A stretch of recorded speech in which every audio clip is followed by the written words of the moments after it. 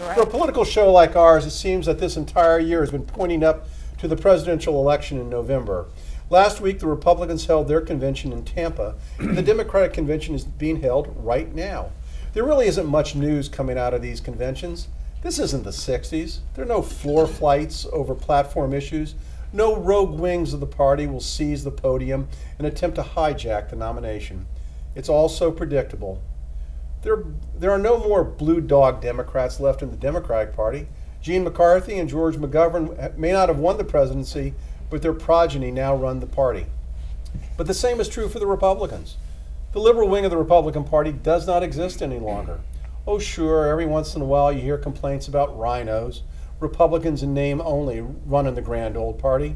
But on most issues there's agreement. And I gotta be honest, I hate it. I hate it because how can there be national unity on issues when both dominant political parties are so beholden only to their special interest groups? I remember when the president and the majority and minority leaders of both parties worked together to pass legislation that was considered in the national interest. Unfortunately, those days are long gone. A democracy can only work best when there is compromise, and if it's my way or the highway, no matter which political party is in charge, then nothing gets accomplished but divisiveness and resentment. The passage of welfare reform was accomplished by two political parties working together to accomplish a just end. Contrast that to the passage of Obamacare that was passed by the vote of only one party. It may be brilliant policy, but the process was corrupted, and many Americans seem to hate the very idea of it. Now, how many, you ask? Well, I guess we'll find that out in November. In 1835, Alexis de Tocqueville wrote about the uniqueness of America. He wrote, "Among the novel objects that attracted my attention during my stay in the United States, nothing struck me more forcefully than the general equality of condition among the people.